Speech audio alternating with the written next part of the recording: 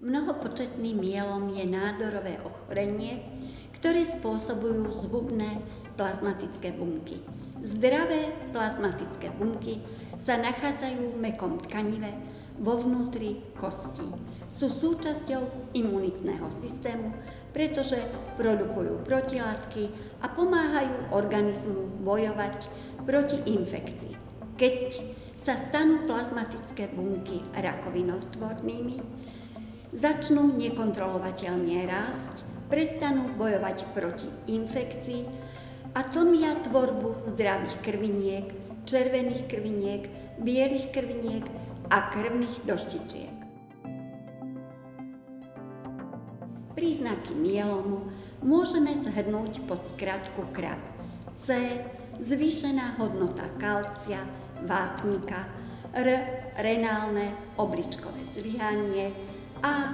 Anémia, málokrvnosť. B.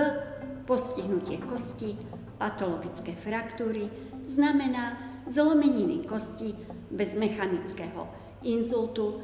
Príznaky mnohopočetného myelomu sú často zameniteľné s iným ochorením, preto je dôležité naň myslieť a včas ho odhaliť. Človek by mal ísť k lekárovi, keď ho viac ako pár dní bolia kosti alebo chrbtica, keď sa cíti slabý, unavený, keď menej močí, keď má hmotnostný úbytok alebo keď mu náhodne zistia na rentgene kostí zmeny.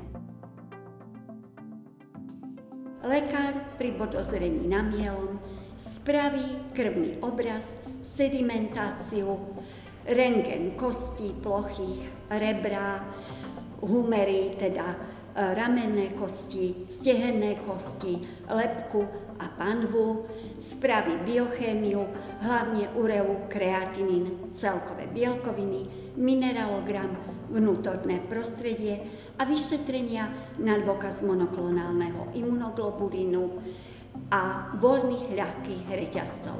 Je dôležité, aby na myelom myslel a aj keď na nemyslí pacient by mal upozorniť lekára, že to môže byť toto ochorenie.